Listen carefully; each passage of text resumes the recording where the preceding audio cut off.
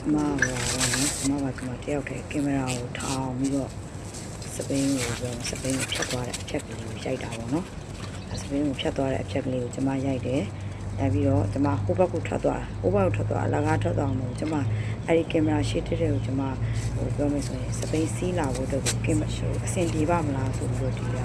လာပြီးတော့တင်မှာဒီနေရာကိုလာကြည့်တာဒီနေရာလေးကိုအဲ့တော့ငင်းမနေကလိုက်သေးတယ်အမလေးရွှာတာကိုပြောတာရွှာလိုက်သေးတယ်ရွှာကြည့်လိုက်သေးတယ်ဖြတ်သွားတယ်ပေါ့နောက်ပြီးကျမစပိန်စီးလာအဲ့စပိန်စီးလာတာကိုကြည့်လို့ပေါ်မလာသေးဘူးအမသွားပြီအမကျမသွားပြီဗျာသွားပြီကျမသွားပါသွားပြီးမှပြန်ပတ်လာ